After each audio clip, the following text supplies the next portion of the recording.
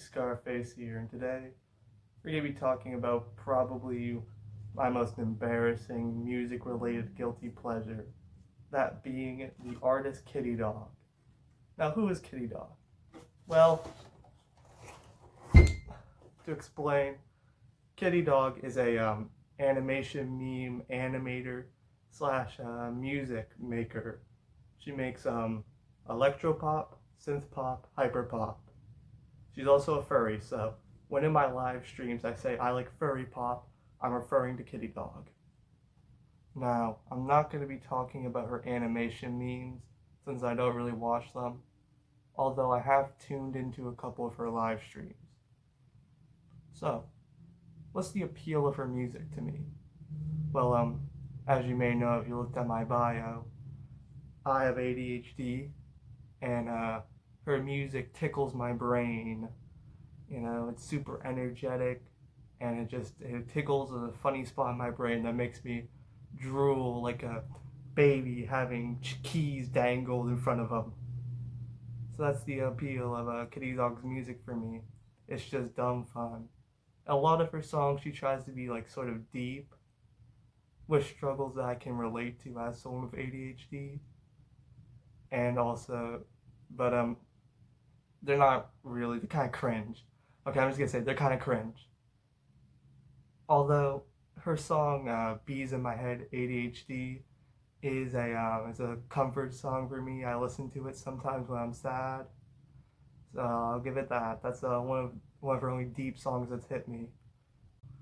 So the only good thing about Kittydog, her goofy little songs that tickle my brain. That's not the only good thing about her music. She makes genuinely good hyper pop. Sometimes. Some of her hyper pop is straight ass.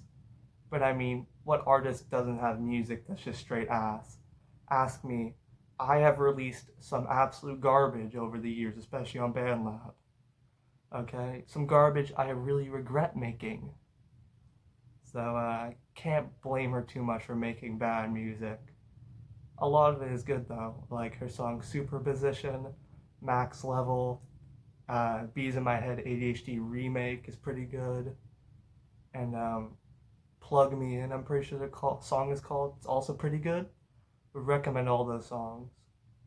Although her albums, especially her first album, is a little lacking. You know, they're really short, especially her first album, and also her first album has a lot of mixing issues. Other than that, I would just recommend to listen to her single. God, that voice crack was crazy.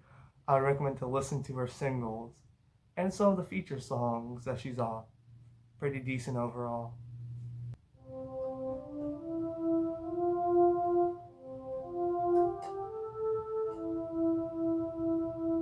Now, in terms of instrumentals, her songs are pretty good instrumental-wise. Singing can sometimes leave a lot to be desired, especially lyricism.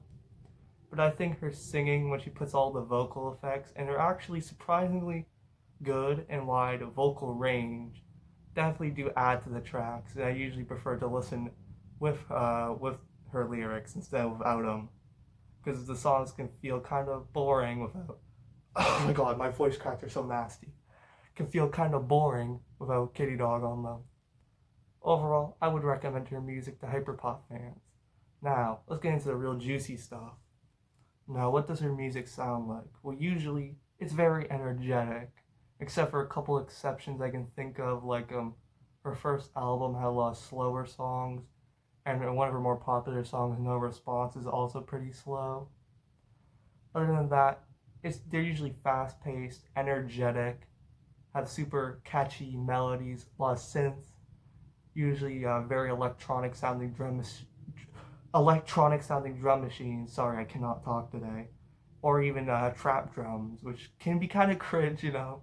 You listen to a Kittydog song, the trap drums kick in, sounding like Waka Flocka Flame is gonna drop a sick verse. Other than that, though, her songs to the average listener sound like run-of-the-mill hyper pop, but to me, they're special. They're special. As you can probably tell by all the CDs around me and my my keyboard,